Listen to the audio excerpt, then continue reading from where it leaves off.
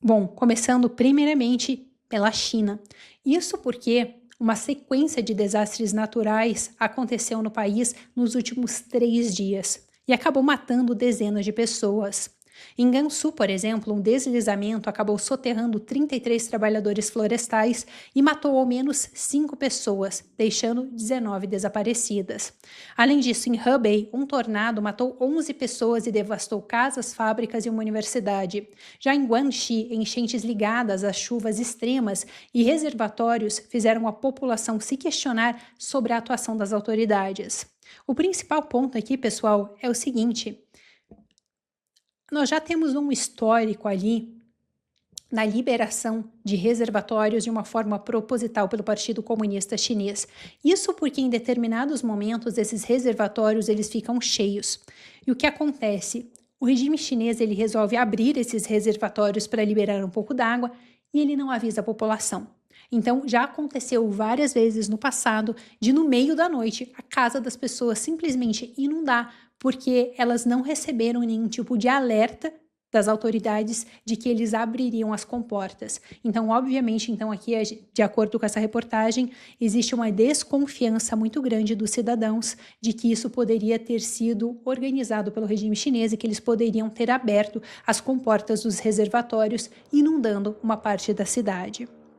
Quero passar agora então para a nossa segunda matéria do giro, que é o seguinte: o Departamento de Estado do governo americano reagiu ao alerta que o Itamaraty fez sobre o risco de uma intervenção militar americana aqui no Brasil. Eles disseram que é um absurdo. Essa resposta foi enviada para o G20 na terça-feira. Esse aviso ele constava em um documento do chanceler Mauro Vieira Câmara, esse aviso de que os Estados Unidos poderiam fazer uma intervenção militar. O que Mauro Vieira disse foi o seguinte, que existia um risco por conta daquela determinação que os Estados Unidos fizeram, classificando o PCC e o CV como organizações terroristas. Para o porta-voz americano, então, que fez a declaração em resposta a essas declarações do Itamaraty, os Estados Unidos agem dentro das suas prerrogativas soberanas contra narcoterroristas, que, segundo ele, já operam no solo ali nos Estados Unidos.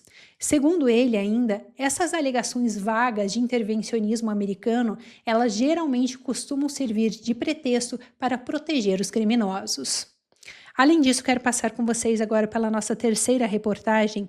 Isso porque ali em Cuba, os moradores de Havana, eles protestaram na noite de terça-feira contra a falta de energia. Isso após um apagão nacional que aconteceu segunda-feira e foi o terceiro deste ano ali dentro do país.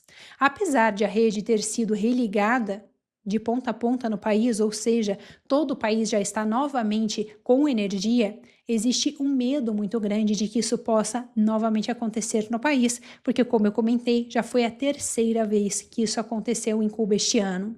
Essa crise ela acabou sendo agravada, essa crise energética, por conta do bloqueio de combustíveis que os Estados Unidos impuseram em Cuba depois do sequestro de Nicolás Maduro. Relembrando, então, o governo americano realizou o sequestro de Nicolás Maduro e depois Donald Trump enfatizou que seria um momento de iniciar uma pressão contra o regime cubano. E então eles impediram que tanto Venezuela como também outros países que enviavam petróleo para a ilha, que eles fossem proibidos de fazer esse envio, agravando então a crise energética para tentar fazer uma pressão para que esse regime cubano renuncie. Bom, vamos agora para a nossa última reportagem do Giro de hoje. E é o seguinte, vamos falar de Itália. Isso porque um projeto de lei que foi apresentado hoje pelo partido da premier italiana Giorgia Meloni, ele prevê que qualquer estrangeiro que seja condenado a mais de 1 ano de prisão seja deportado imediatamente. Essa proposta vale para condenados de fora da União Europeia, veta o retorno dos portadores e também amplia os crimes que podem custar a cidadania italiana a quem então tenha nascido no exterior e depois ido para a Itália.